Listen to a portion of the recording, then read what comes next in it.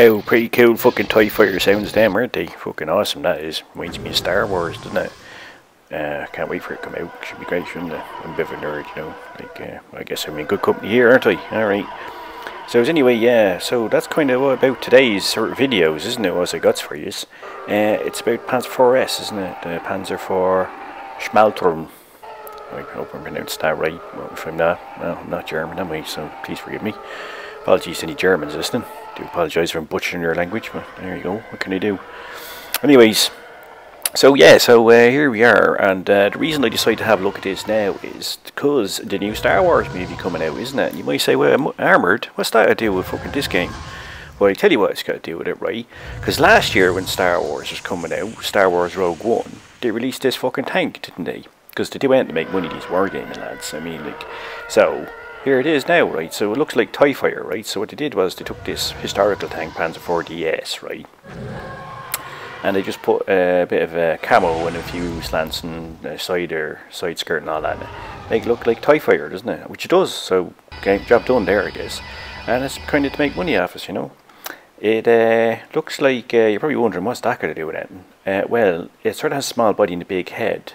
So I just thought it looked there a bit like Mel Gibson with a big head, or Tom Cruise with a big head. So that, sorry, image there will help you to remind what this tank is all about. Speaking about what it's about, I mean, got a quick game for you here, running a bit. I mean, I kind of was figuring out what this tank is about for a while, right? Because, you know, they took the Panzer 4D body, right, and they put a Panther head in it, right? Now, it never was made, right? It was only like a mock-up, right, to see if it would work. It was only a concept tank. Because the head was too heavy for it, right? I mean, the turret was too heavy, so it couldn't really run that fast, right? You can see this tank, I mean, going down the hills fast, but it's not that maneuverable, it's not that fast, right? It doesn't have good armour. So, it's difficult to know what to really do with it, right? But what it does have is that gun.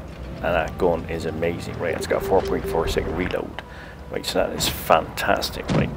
So, you can so I guess the way to use it is you're going to see a few more amazing shots here. I mean, this gun, it pens a lot most of the time, and it's really accurate. You see that? I mean, it's really accurate. I mean, this gun goes where you want to go. Now, this lad here, now, I'm not panicking. You might wonder, why are you not panicking there, Armours? Because of that, because I know there's bigger guns behind me, so I just, I was happy for him to be drawn out. And he was going to take a lot of alpha damage from the guns behind me, so I could just take my time, pick my target there, couldn't I? So that didn't work out for him. So yeah, so I think the best way to use this gun and this tank should have come out again before the new Star Wars movie, which I suspect it might. Look at that first shot there. I mean, it is a fucking great gun.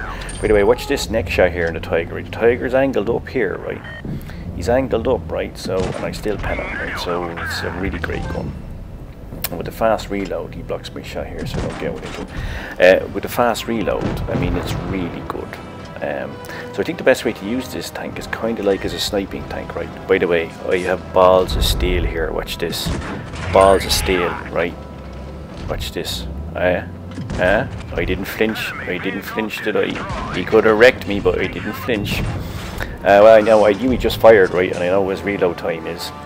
And I know when it's more than 8.8 seconds, so I knew I had him. So it would have only been a big deal if I fluffed the shot, which I didn't. So you can see there now this game is going to be over soon. It's a very quick game.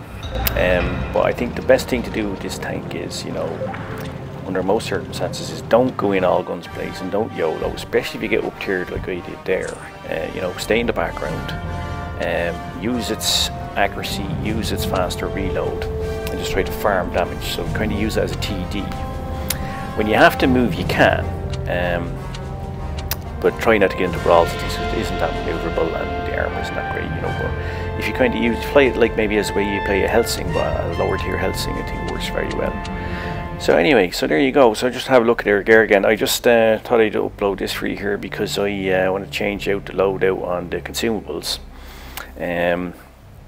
Because I think, you know, just going on my own advice there, you know, you want to use the old engine accelerator for getting into positions faster and that, you know. So anyway, it does look like the old TIE Fighter, doesn't it? You know, which is why I had the old Star Wars music on there. And, you know, I think it is going to come out again, and you might be considering about buying it. So yeah, I do that, right? I mean, if you want to, I mean, if you like playing the Helsing, I think you might enjoy this, you know. I'd play it a similar kind of way, you know. So now let's have a look at the old death here. How this lad here now, you know. I mean, again, I think, you know, I like this game because I think I was as cool as a cucumber, wasn't I? Like I'd ice cubes in my vein, you know. It was really cool, wasn't it? I was like a combination of like James Bond and Denzel Washington or something like that. It was so cool, wasn't it? And here, balls of steel, armoured balls of steel. Not just my pants were armoured there, testicles too. So there you go.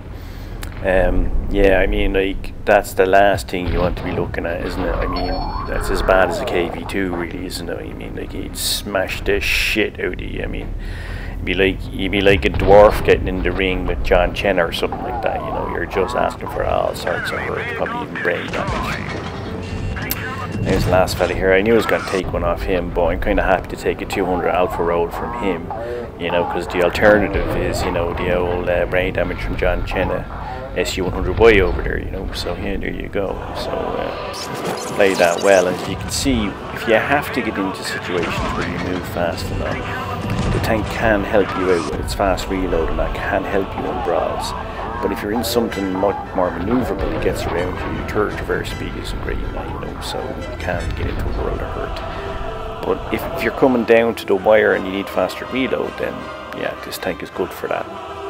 And I'll get you out of sticky situations. But as I said, I mean, if I had to advise you, I'd say it is a good tank, but I play it a bit more like a Helsing than a, you know, a normal med. So anyway, by the way, I hope you like that music. I like it really much. The first one is called The Emperor's Arrival, or The Emperor's March, from The Empire Strikes Back, written by John Williamson. And the second one is Clash of Fates from The Phantom Menace, also written by John Williamson. By the way, The Emperor's March is inspired by Holst's Mars approach, and death comes with him, and Chopin's Funeral March. There you go. You know I'm good at the old pub quizzes, you know, so if you need me, just give me a shout. Alright, see you now. Bye.